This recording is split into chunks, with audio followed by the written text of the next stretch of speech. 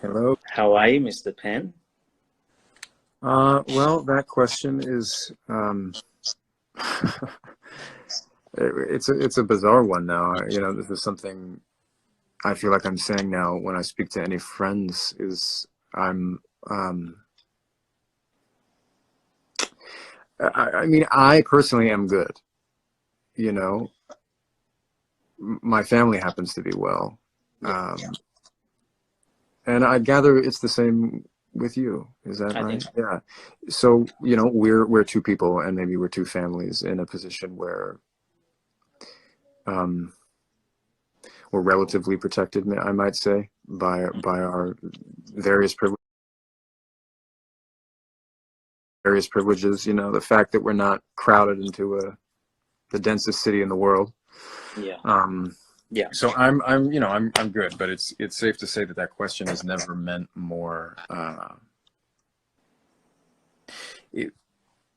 I don't believe I can just say I'm good and then consider how many people are struggling, right? And I know you feel the same way. That's sort of how this is coming about when we were speaking. So it's a long answer. The first time I feel that when you ask someone, how are you? I kind of feel like we all have the same answer at the moment. It's so true, yeah.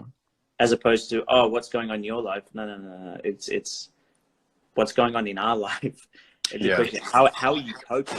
As opposed to how are you doing? How are you coping? Is probably a better question to ask anyone.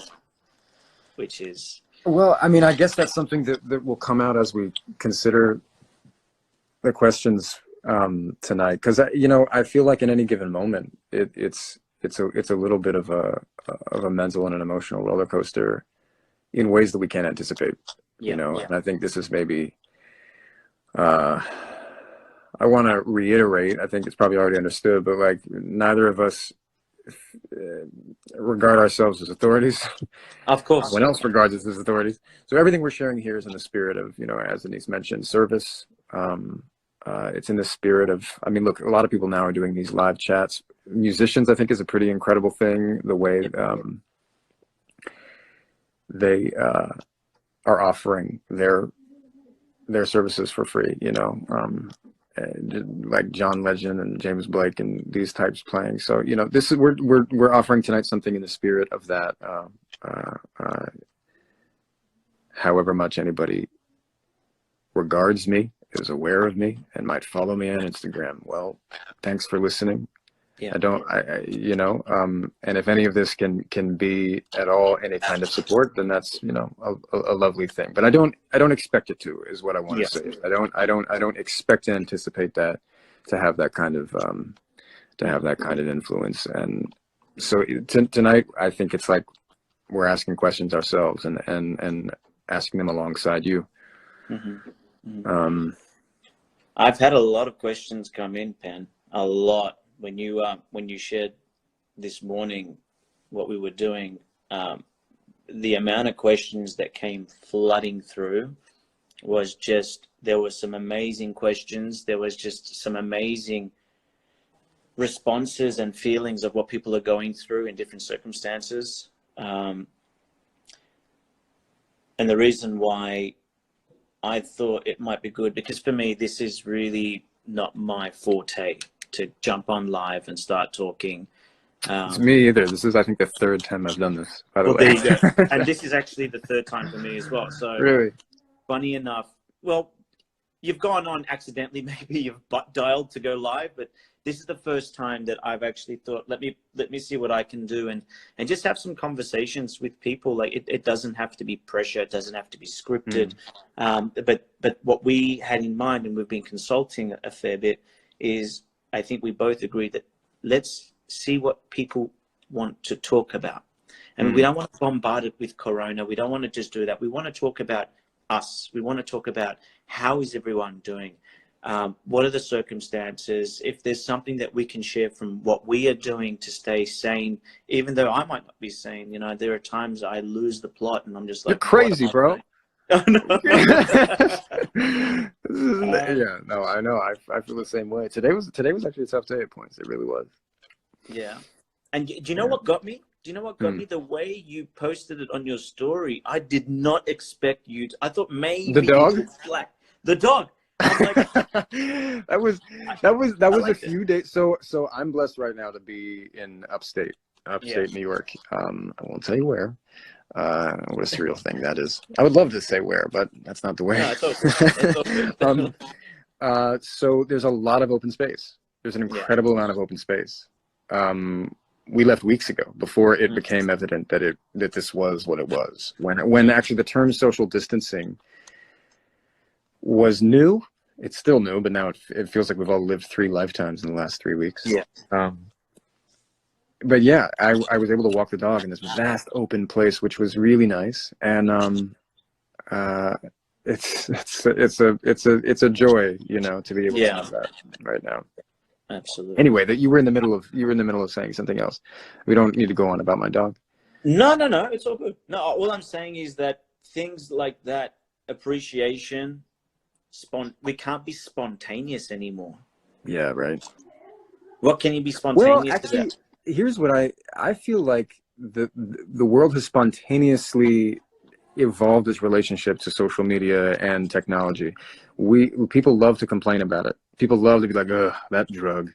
But to go to the coffee shop, right? We're suffering. Shows how small the world is and how connected we actually are. When I used to watch the news, something happening in the Middle East, I mean, we hear it a lot, or something happening in Asia or in Africa, I'll be the first to put my hand up. I'm like, oh, I'm going to change the channel. It's just too depressing. But in a way, it's like, I don't want to hear it. It's got nothing to do with me. It's just making me feel guilty and upset. But now, but so now it has every implication for everybody. I'm like, what movie am I in? Like, there's a quote. Just specifically around that. There's a quote I want to share that I found recently. Where did I just put it? So regarding like how I think in the past, the very recent past, we've been able to look at the problems elsewhere in the world and very much say, well, as much as I might care, I'm not even sure how to address it. I'm not sure how it's relevant and impactful to my daily life. Whereas now we're definitely seeing that. So this is this quote here. Seldom has it been more evident that society's collective strength is dependent on the unity it can manifest in action, from the international stage to the grassroots. And so, to me, this is this idea that like the degree to which this is decimating us, both physically and then also like emotionally, is the degree to which we're understanding how deep our divisions are right now, and that we are as strong as the unity that we can manifest in action. You know, and the irony is that now unity, you see it. That's how you flatten the curve. Like this virus, and you know, please forgive me if it sounds like at any point I'm, you know,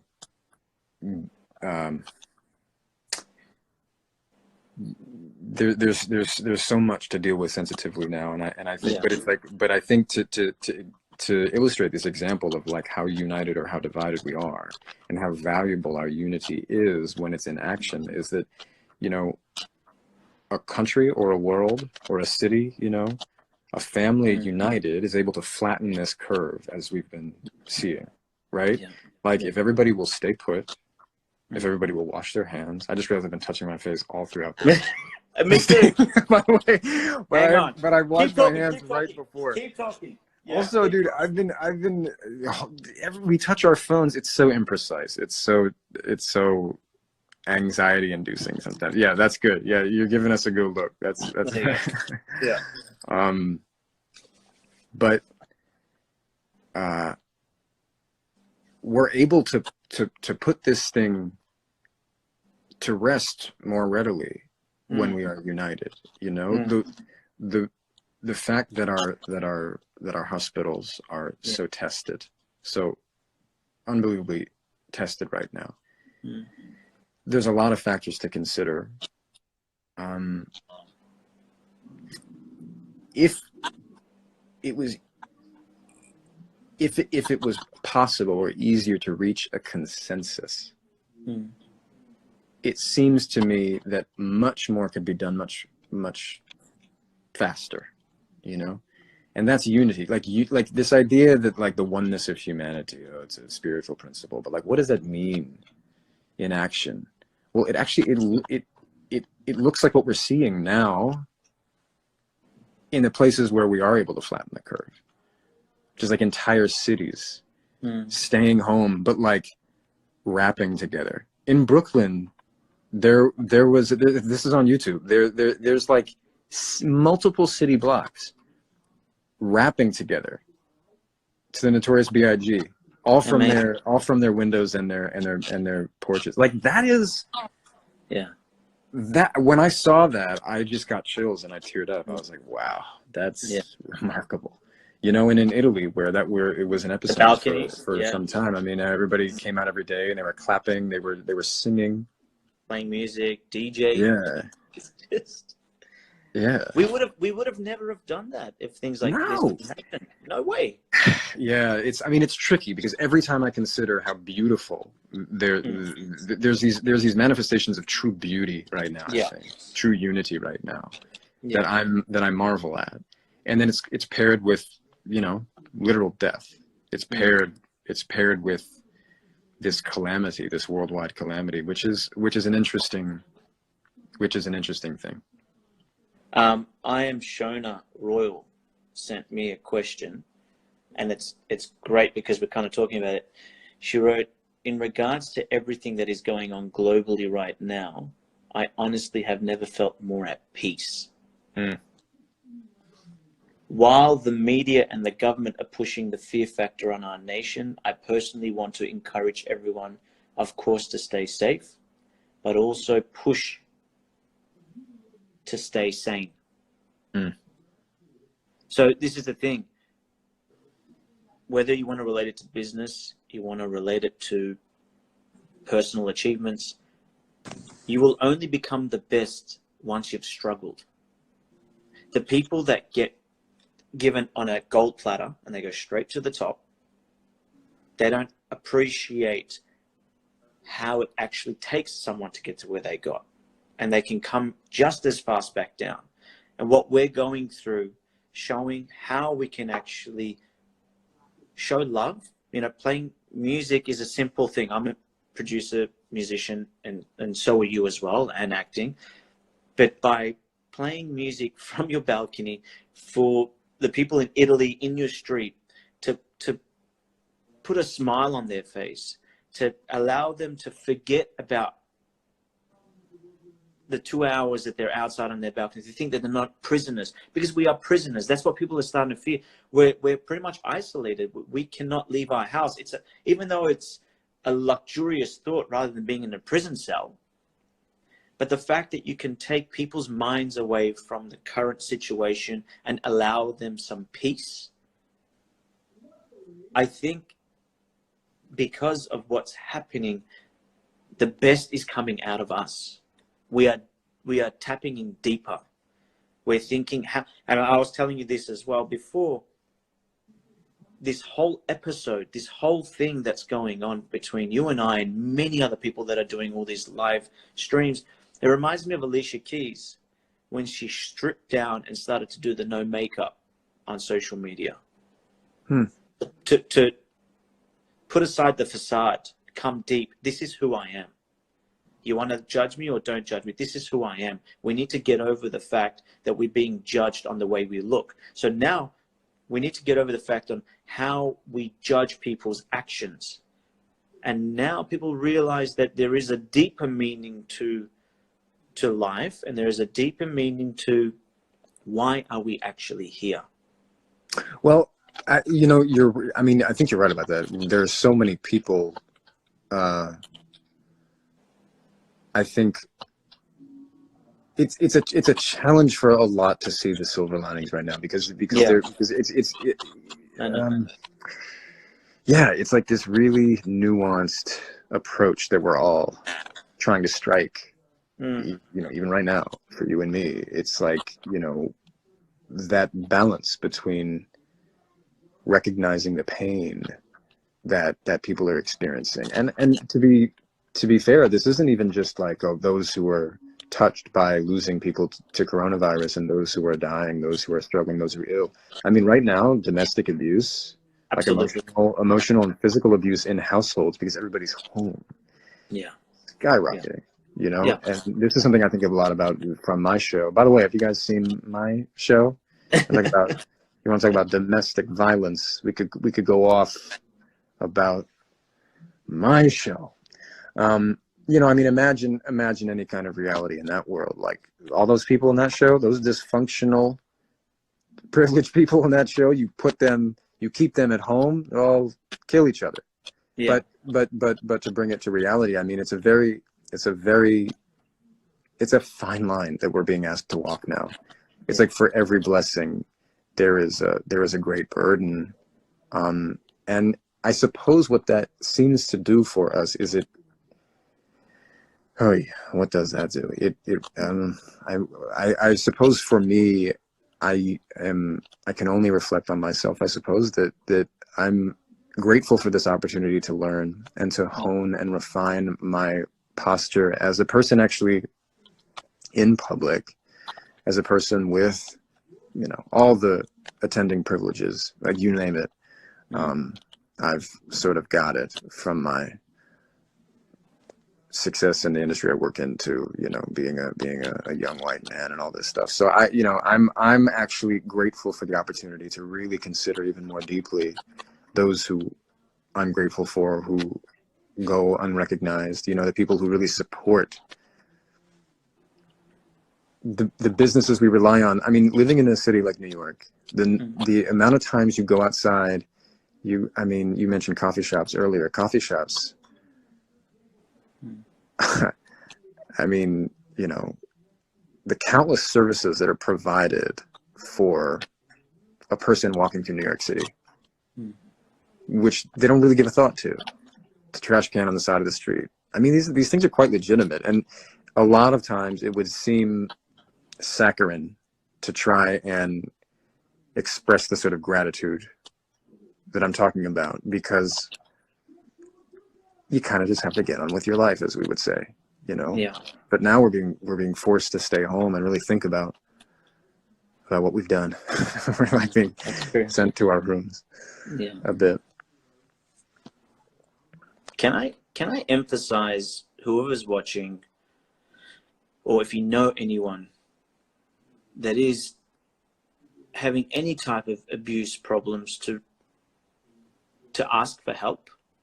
They don't need to feel trapped, because think about that, you know, being isolated or being stuck in a house where you're either physically being abused, mentally being abused, emotionally being abused, or being with people who are abusing themselves on substances or alcohol or whatever it is. If it's not safe, it's fine to ask for help. It's fine to speak out. It's also hard. It is hard. That's key. You know, I mean, I think there's a statistic that it takes when a woman is suffering abuse in a relationship, because that tends to be the dynamic, right? In a relationship between a man and a woman, the woman is, and I'm not saying that across the board, but those are the statistics. That's what they say. It takes 7 times for a woman to leave and to actually leave, you know, that it's 7 attempts. And this is something I've learned in my work with the Tahirih Justice Center. And, you know, how many friends are there till the 7th time? You know what I mean? Like, you take a friend. Let's say she is suffering an abuse that you can't necessarily see the evidence of, but she speaks about it, and it's clearly an unhealthy relationship. Let's say, you know, I mean, think about what it takes for a person to leave. It takes weeks, months, years of suffering, and then they leave. Then they try to leave, and then they go back, and then it takes another weeks, months, you know, maybe longer, to then try to leave again. All the while talking to a friend, all the while probably venting to friends, all the while crying. You know what I mean? So it's like, consider the reality that like when somebody is trying to get out of an abusive relationship, it is a very hard pattern to break for so many reasons. And so people who are suffering in that manner, I mean, I think like right now, again, we're talking about all the silver linings and the great hope we see for this time of learning.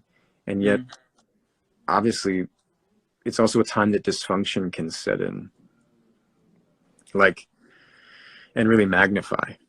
And so your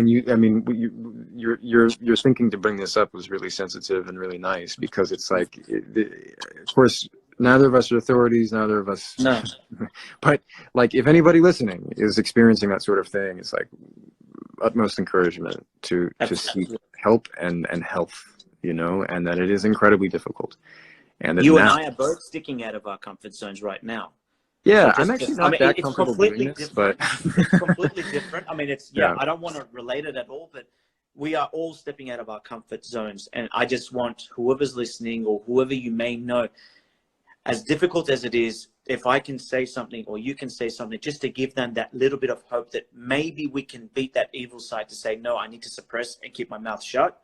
If I can help them just to say, you know what, maybe it is, and that will take the action for them to take the next step. My job, I feel like, would be done. I've achieved at least one thing. You know what I mean? That's. I'm just trying to say, as difficult as it is, I don't know that experience. I'm going to be completely honest, but I don't either. I know for a fact that just if you can take that step, do it if you need it. Don't feel like you're doing the wrong thing. That's all I'm saying. I'm glad you bring that up, actually, because it's a disclaimer I feel like I should attach to every public conversation I have while I'm on this show.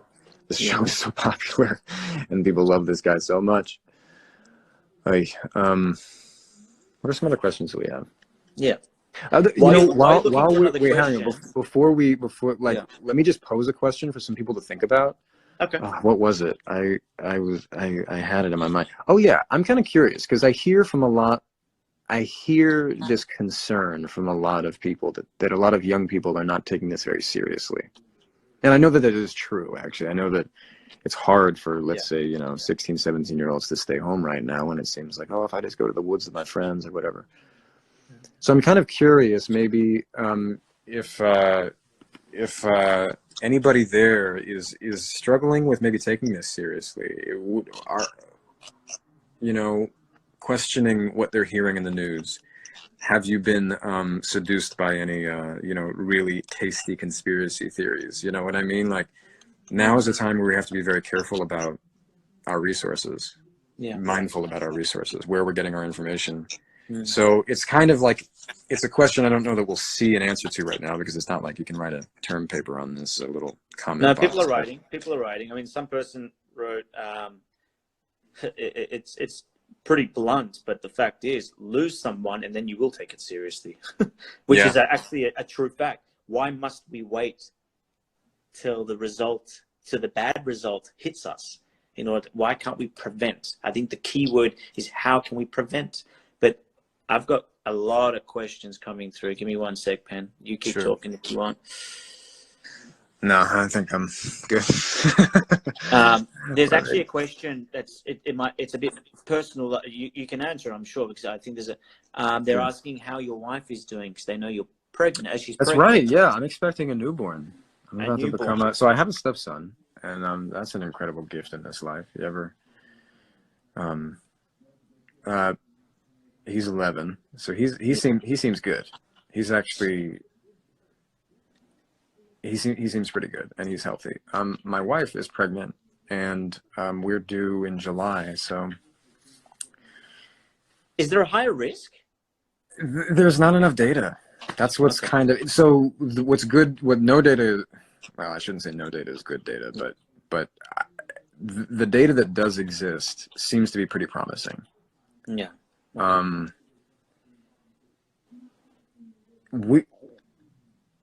Look. This is kind of the spirit of the night as well. Like, I spoke a bit earlier about how I feel pretty good right now. Personally, even as there's so many others suffering. So I'm trying to think about how to be of service, and especially in the future, to be mindful. The future, yeah. I mean, it's like my wife is vulnerable. I mean, anybody who's immunocompromised, meaning their immune system is compromised, a pregnant woman is in that bracket. So Mm. it's a concern. We obviously like just have to push that anxiety aside, or we live with it. We live with this sort of vibrating elephant in the room, which is Yeah. where are we going to give birth? Yeah. Who is Yeah. going to deliver this baby? In a hospital where the infection rate of staff is high, any hospital. So, Have you had it's a, discussions oh yeah, about man. that? Well, so my wife is a doula, so she just knows actually too Right. much. It's almost like a, it's a Okay. blessing and a curse. But I mean, we know, yeah. I mean, she's just like so deep in the birth community, and I know a lot for a man. I know a lot about the specifically labor and the qualities that a supportive partner should have during labor. It's going to be scary. I mean, look, there was this movement recently to try and allow partners in rooms where women are delivering, and that's tough because I mean we also heard this case recently of a father who masked his COVID-19 symptoms to go into the maternity ward, and that's, I understand the impetus, but I do not excuse it. Yeah. That's pretty terrifying. So what are we gonna do? Mm. We, as they say, plan for the worst, hope for the best. I'd say it with maybe a little bit more nuance. We can't anticipate the future, but we can pray and we can plan. See, a lot of people talk about prayers. It's funny, the way this idea that sending thoughts and prayers gets like an eye roll these days. I understand why, because we don't follow up our prayers with actions. It's Yeah. like they have to be followed up with actions. So we don't just pray. We actually. I mean, again, my wife is as educated, I think, as Of course. a birthing person can be medically. So Yeah. we're just gonna do what we got to do. But it is a little scary. Talk to me in August. Yeah. I You know. will. Definitely. Remember that meme I sent you? Because I'm looking at the questions and people just putting comments down, and I'm on my laptop, and it's quite funny because people are saying, "Is it serious? Is it even real?" There's conversations about the corona's not real. You and I don't know what's what. All I know is I have to obey what's going with what's happening. But that meme that I sent you it kind of woke me up, because you realize that it said people are asking if the COVID-19 really is that serious. And then the reply was, listen up, casinos and churches are closed. When heaven and hell agree on the same thing, it's got to be pretty serious. And it's a fact. It's a fact. When you think about, when they say corruption, I don't want to talk about politics, but there's corruption everywhere, in every industry, in every aspect. And for things and places like casinos or things that are just revolved around wealth, money, it's hard to shut these places down if it wasn't serious. And that's my honest opinion. I don't know, but I just feel that, as funny as that is, it's actually a fact. Like, when you think about it, everything, our casino's been shut down. The churches are shut down. That you can still go to the churches. Our Prime Minister was talking about Easter's coming up, as long as the rule applies that you've got the 1 meter by 1 meter and all of that. But it doesn't mean the church is open for people to go for mass. No. And I It don't even just, know about that, man. I mean, I know that I like that. Not like I want to weigh in on some kind of public debate, but yeah. The idea that there would be throngs of people gathering, even if they're 6 feet apart, that, because I think like what we don't have enough of right now is data. That's what I understand. That's my understanding. Like, please follow us up with Of your own course. research and investigation. But like, it could be more aerosol than we anticipate. Like, that I don't know how to say more than that. But Yeah. there's a great question here that's Yeah. saying, how do you and your friend think we can really work together despite our differences in beliefs, social, economic, social and economic differences, racial differences, etc. So this person is asking, kind of interested in what we were talking about earlier about the oneness of humanity. How do you and your friend think we can really work together despite our being you and just acting and what's happening with all that? A lot of people are asking, I don't want to as well. I don't want to phone a chat. I have millions of followers, so I have to actually you need appreciate to, that. So they're asking, is there a season 4? Is there anything? Season 3, bro. Sorry, season 3. So I think someone from Turkey wrote season 4, but anyway. Yeah, maybe. No, well, I mean, we know there'll be season 3, so we'll see. You know what I've been wondering is how our shows, how is media going to take into account this global moment? Like, are the writers of my show going to do it? Are the writers of any shows going to do it? How could they? How could they not? You know, how does that fit into the world they're depicting? My show, don't know when it's going to come back. We shooting the 3rd season. We don't know. I mean, you know, it's an indication of what an unprecedented moment we're in. Do I have job security? Yeah, to some degree. You know, I mean, thank God. Like, but I don't know when. I don't know when it will come back. I don't know when 200 people can gather in a sound stage and shoot a show. You know. Yeah. So in that effort, I think. I don't like to talk about too much the work that I'm producing, because until it exists for people to witness, it's, you know, kind of neither here nor there. But yeah, that's something I'm thinking about a lot, about taking matters into my hands. Beautiful. Well, that should hopefully give a little bit of insight to everyone. But there is no clarity. I mean, you really didn't answer anything, but yeah, we don't know what the future holds. None of us know. I mean, I'm stuck in Australia, got projects in America, and we're just waiting. We're just waiting, and I think this is what we can do. But as music creators, as creative people, someone was messaging me, now is the best time you can work on your skills or learn a language that you wanted to learn or learn how to cook.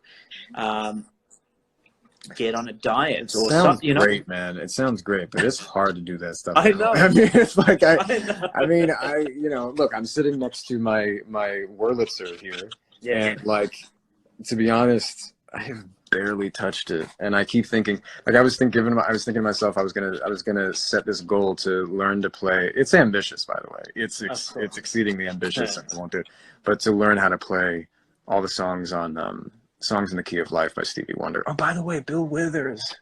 Yeah, I heard that today. Yeah, man. Yeah.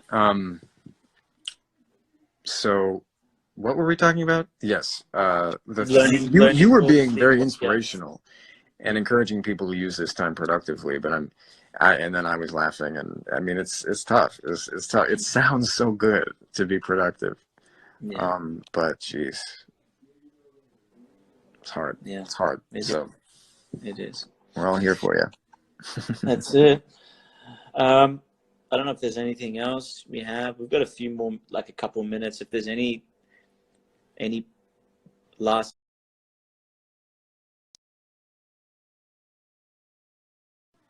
really telling us to speed it up. But do you have any last comments you'd like to make for anyone watching? I mean,